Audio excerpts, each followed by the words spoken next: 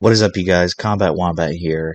Today we're going to be reacting to the Fallen of World War II video.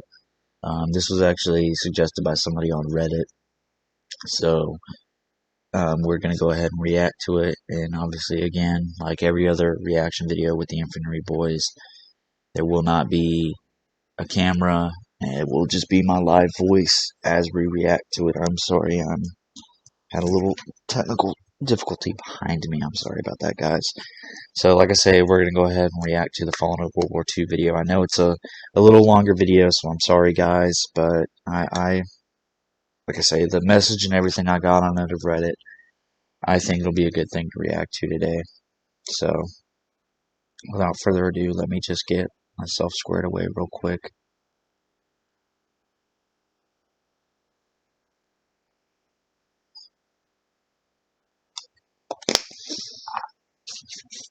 Alright, and we are good to go. The average lifespan of an American is 80 years, and an 80-year-old today was 10 when World War II ended, 4 when it began.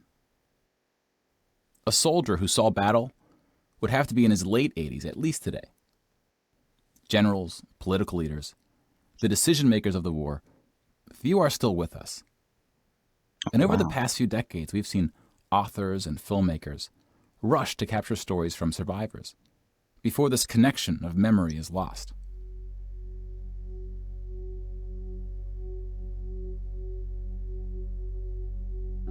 That's true, man. This project is not about individual war stories. Real quick, that's one thing. I really wish I would have taken the time to kind of talk to my grandfather. He was in the Korean War. I really wish I would have spent the time to kind of hear his story because, man, pretty soon a lot of these veterans, man, are going to be gone, and all that history, man. I mean, he doesn't die with them, but hearing their personal accounts and their views of it, their experiences, their personal experiences, we won't have that ability anymore, man. Like I say, that's one thing I really wish I could have done was sit down and kind of talk to him about it. But then again, I know he wasn't very open about the war, man. I think I only ever heard him talk about the war and his time in the military 2 or 3 times. Most of the stories I ever heard were from my grandmother, Never really heard him talk about it. And it's not about survivors. We're going to tally up the tens of millions of people whose lives were cut short by the war. Jesus. And see how these numbers stack up to other wars in history, Tens of including millions. trends in recent conflicts. That's insane. We'll be counting soldiers and civilians separately. Each of these figures represents 1,000 people who died. Civilians were of all walks of life, whereas military deaths were almost entirely men.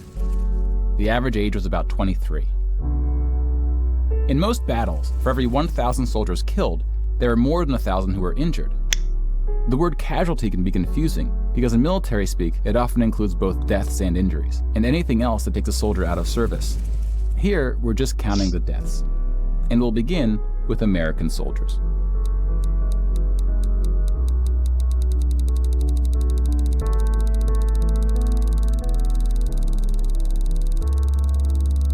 Over 400,000 died. Most of the deaths occurred in the European theater, fighting the Nazis. And about a quarter were in the Pacific, fighting the Japanese. When you put them on the timeline, you see that casualties were the heaviest at the end of the war. The war began on September 1st, 1939. But the US wasn't willing to join the fight until Pearl Harbor, 2 years in. Real quick, I know it's kind of unrelated. I've actually been to Pearl Harbor a couple times while I was in. One was for a re-enlistment ceremony and then a couple other things.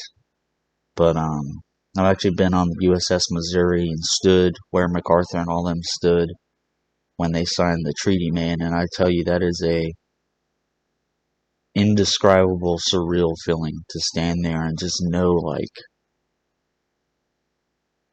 the major impact of the history of that spot, that literal just small spot on a ship, and just all the history that occurred there, and then just being in Pearl Harbor in general, and being there in the port and everything. It's just seeing the USS Arizona Memorial, and it's just crazy, man, to think of everything that led up to our involvement, and just all of it, and to be able to be there and to see it in person, man, that was an indescribable feeling, man. It was truly surreal. Truly surreal. Back to the video. The deaths increased drastically on D-Day, when the Allies invaded Normandy. One of the most tragic moments of the war was on D-Day at Omaha Beach, where 2,500 Americans fell. So about the same number of US soldiers died on this single beach landing as the entire 13 years of the recent war in Afghanistan. The bloodiest battle in the Pacific was Okinawa, which lasted 82 days, during which 12,500 Americans died. Jesus. I wasn't even tracking that. About 5,000 of these deaths were at sea from kamikaze attacks. Now let's look at some other countries, starting with Europe.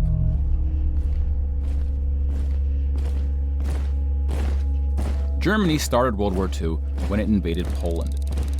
Poland ultimately lost 200,000 soldiers in the war. Most died after the invasion while the country was occupied by Germany and the Soviet Union. Germany, meanwhile, lost just 16,000 in the invasion of Poland. The Nazis went on to invade and conquer other countries, including Denmark, Belgium, the Netherlands, France, Greece, and Yugoslavia. France surrendered, but after losing 92,000 soldiers in the Battle of France. Over 200,000 ultimately fell, which includes deaths in POW camps, French colonies, and other fighting. Yugoslavia suffered almost 500,000 military deaths. The initial invasion brought relatively few casualties on both sides, but the deaths mounted under Nazi occupation due to guerrilla fighting, civil conflict, and mass executions. The Nazi invasions were swift, with relatively few German losses. Even the Nazi commanders expressed surprise at their success. And then we have the United Kingdom and the United States, who were not invaded but took the fight to the Nazis. Britain lost about the same number of soldiers as the US, which includes the British colonies. Germany lost about 500,000 soldiers fighting the US and Britain in what is known as the Western Front, which took place in France and Belgium.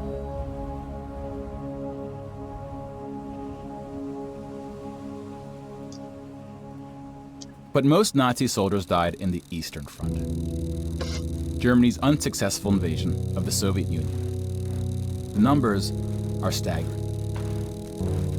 The most famous battle of the Eastern Front, and perhaps the turning point of the European war, was Stalingrad. The German Sixth Army successfully took Stalingrad, but then got surrounded by the Soviets and cut off from food and ammunition. 500,000 Nazis would ultimately die in Stalingrad. Another 100,000 were taken prisoner, of which 6,000 would ever return.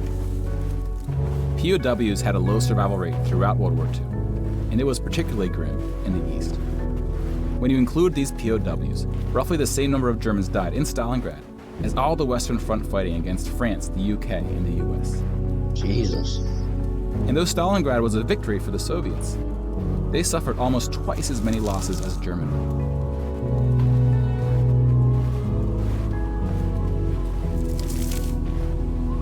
The Soviet Union would eventually defeat the once unstoppable German army, killing 2.3 million Nazi soldiers.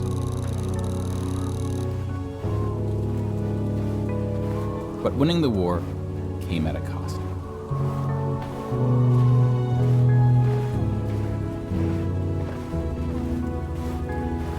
That's insane. I know the Russians lost a lot, but I never knew it was that much.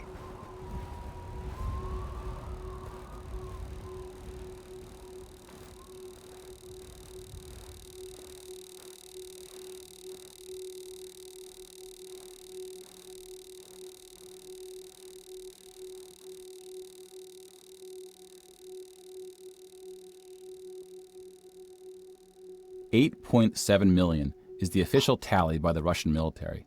a hotly Holy disputed shit. number. Some studies have calculated as many as 14 million dead. To complete the count of European military deaths, we need to add German deaths from other fronts, including the North and Africa, as well as deaths from other Axis powers allied with the Nazis: Hungary, Romania, and Italy. When you put these European military deaths on the timeline, it looks like this. You can now interact with the chart to learn more. Pause the narration if you would like more time.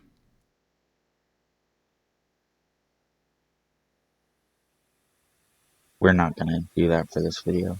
Fortunately, And I now will we link switch it. to I will link it below if you guys want to go and do it. But I won't be going to it right now. civilian deaths in Europe.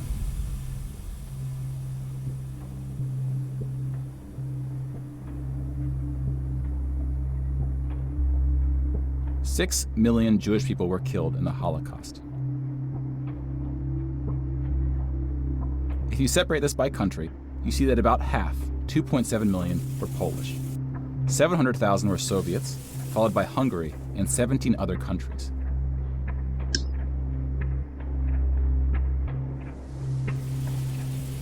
Broken down another way, about half of the 6 million were killed in the concentration camps. Over 1 million died in Auschwitz. Most were killed in the gas chambers. Others died from starvation, exhaustion, disease, and other forms of execution. The second most deadly camp was Treblinka, which was exclusively an extermination camp, set up to look like a train station. Mobile killing groups killed 1.4 million Jews.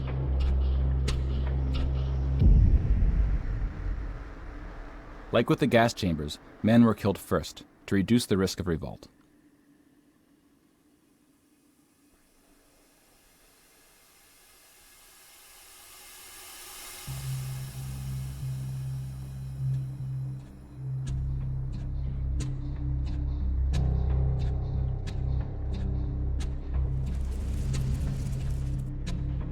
The Holocaust also includes non-Jewish deaths.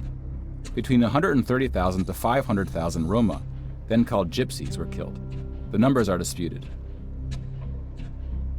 About 250,000 people with disabilities were killed. Homosexuals, Catholics, and other groups were also exterminated, but their numbers were relatively small. Some historians say that other civilian deaths should go under the label of Holocaust. About 2 million non-Jewish Poles were killed under German occupation. Some of which were sent to the gas chambers at Auschwitz. When you combine civilian and military deaths, over 16% of the total Polish population died in World War II, which is the highest percentage of any country. But not the highest in total death count. The Soviet Union again tops that list, losing at least as many civilians as it did soldiers, somewhere between 10 and 20 million. A particularly dark moment for the Soviet Union was the Siege of Leningrad, now St. Petersburg. German forces surrounded Leningrad before civilians could be evacuated. Supplies, including food, were cut off for 2.5 years. 1.5 million people died as a result, mostly from starvation, mostly civilians. Stalin's cruelty towards his own people is partly responsible for these numbers. He often didn't allow civilians to evacuate from cities, thinking it would cause the soldiers protecting them to fight harder. About 1 million Soviets died in Stalin's own labor camps, called the Gulag. Just about every country suffered civilian losses, especially countries who were invaded. While many died as a result of so-called collateral damage, the biggest numbers occurred when it was no accident. Civilians were exterminated, purposely fired upon or bombed, used as human shields, or intentionally deprived of food.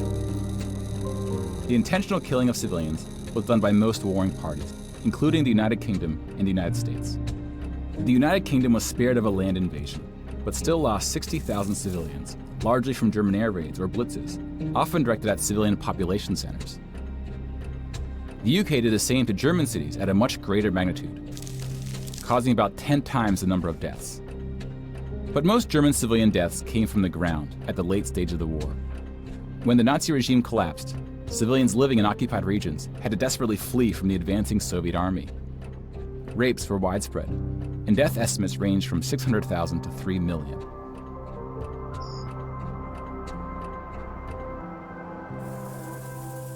Let's step back and see where we are with the totals. we just counted about 20 million civilian deaths in Europe. If you add this to the European military deaths we already covered, it brings us to over 40 million. Then we have the Asian theater. Here we see the vast majority of military deaths in. So that's not even 41 million. Isn't even the whole total. That's just in Europe, and that I don't even know what to say, man. That's just I don't even know. I can't even. In I have Asia no words. came from China and Japan. On the civilian side, about 6 million deaths from China, Indonesia, Korea, Indochina, and the Philippines can be attributed to Japanese war crimes, which are sometimes compared to the Nazi atrocities due to the sheer scale of the cruelty. China had the second highest death count after the Soviet Union.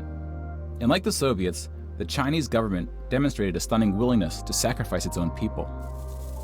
Chinese nationalists opened the dike at the Yellow River, hoping the flood would halt the Japanese advance. 500,000 Chinese civilians or more were killed, which is 2 or 3 times the number who died in all countries in the 2004 Asian tsunamis. But the invasion of China only cost Japan 200,000 soldiers. Most were killed fighting the US and allies in the Pacific War. A significant portion of Japanese civilian deaths were caused by American firebombing and the 2 nuclear attacks. Contrary to official US statements, these airstrikes were directed at civilian populations, not military targets. When you add all the deaths outside of Europe, it brings us to a grand total of 70 million for the war, give or take depending on who's counting and what civilian deaths get included. More people died in World War II than in any other war in history. For comparison, here are 20 or so of the very worst wars and atrocities we have on record. Some of these are more of atrocities than wars, but we've seen how that distinction can get blurry. Some of these spanned across centuries. World War II had the highest body count, and it all happened in just 6 years. The world's population has grown significantly since the earliest atrocities on this list. If you want to compare them in terms of what percentage of the world died, we can adjust the chart to look like this. This rough approximation tells us there may have been more devastating wars before World War II, proportionally speaking.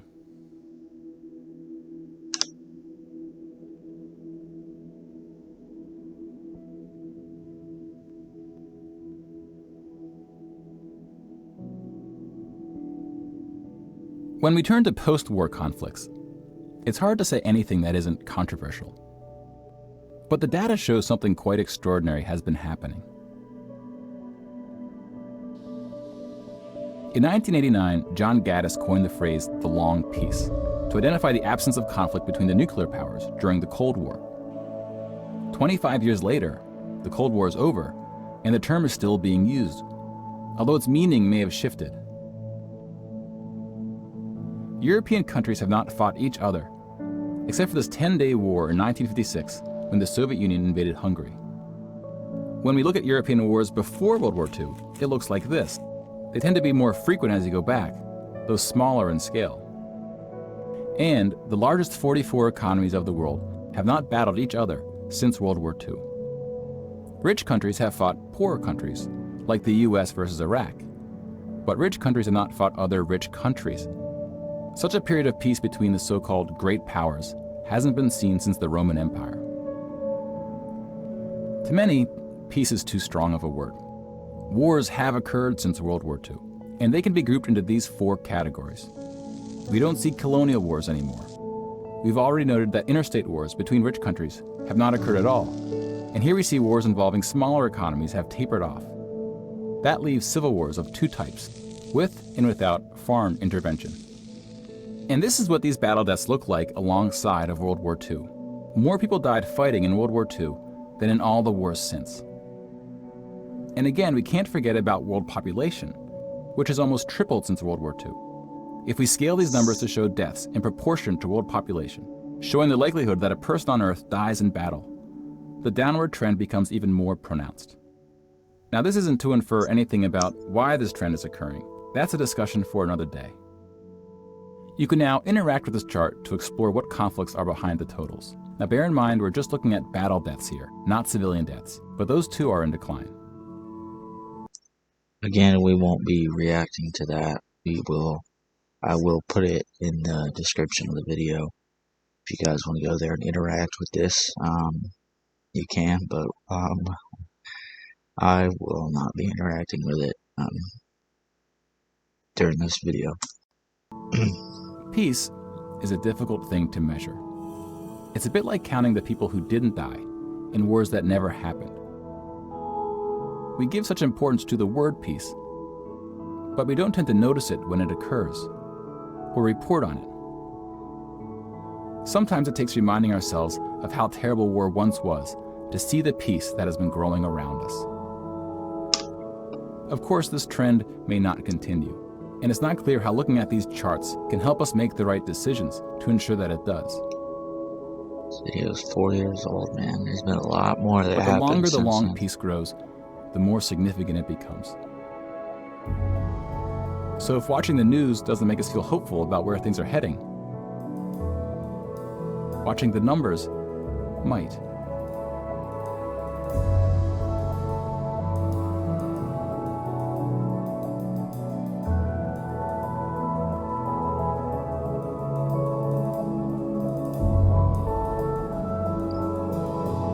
Is that it? That is it. That was a very, very good video, very informative. I wasn't tracking a lot of the numbers. It's honestly, it's just mind-boggling, man, that there could be that much hate in the world, I guess you could say. I don't know. I know that's not the best way to describe it, but it's just insane that, you know, things could grow to that scale that we ended up losing, you know, 70 million or more people, and a good portion of those being civilians. I think that's just,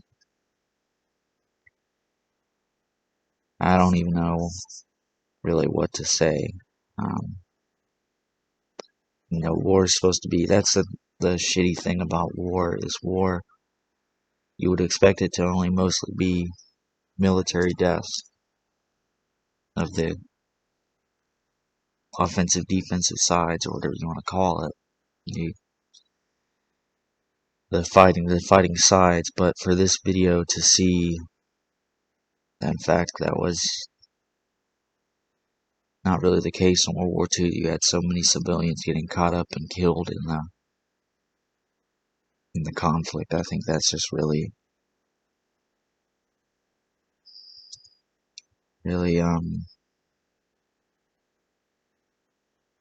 painful. I really can't think of a word to describe it. It's just, I don't know how to describe it. And I'm sorry, I know it's supposed to be reaction and everything, and I'm kind of supposed to have things to say and stuff, but this video has kind of made me a little speechless. You know, it's just crazy to think about. 70 million or more lost their lives over a 6-year span. It's crazy. That's going to be it for this video. I seen at the end that there was a snippet for a sequel, so we will watch that. I will react to that. That will be part 2 to this. One thing I will say, man, you know, I know politics and everything going on in the world. A lot of people have their opinions on the military and veterans and things, but, you know, if you know someone in your life, or you meet someone that served in this war, you know, just thank them, because I can only imagine what they carry with them. And, you know, I know a lot of veterans, I can't speak for World War II, but veterans of modern conflicts that are going on, you know, a big question is why did we do this? Why did we do that? You know, why are we here? Why, etc., etc. They just don't feel like they have any support. And I can understand, you know, I'm an open-minded person. I listen to all sides. Obviously, I have my own opinions, but I listen to all sides. But just if you know anybody that served in World War II, please thank them for their service. And if you ever get the chance to go to Oahu, Hawaii, you know, make sure you go down to Pearl Harbor and see the memorials down there. You know, the Missouri, the Arizona, things like that. If you go to Schofield Barracks, they have a 25th Infantry Museum. Kind of covers a big portion of World War II there and things like that. And, you know, I know there are memorials all over the country. Just if you ever get a chance, you know, just go and see them, man. It's surreal, especially after watching this video. I think it's pretty surreal. I don't know if I'm using that word correctly, but it's indescribable feeling. You know, I can only imagine. You know, what it's like for those guys. And I'm sorry, guys. I'm not trying to be all emotional here. This is just a lot to take in. But like I say, if you get the chance, if you want to, you know, go and see those places. Because like I say, Pearl Harbor and just being in Hawaii in general was a surreal moment. You know, standing there on the Missouri and everything, and just looking out into that harbor and just knowing the history there and just everything. It's indescribable. I'm sorry. I hope this isn't a scuffed react or review. It's just I'm blown away by this video. So, like I say, this is going to be the end of it. I will link this video in the following link below so that you guys can go and watch it on your own time and interact with the numbers and everything if you want on your own. Again, this is going to be it for Combat Wombat today on this video.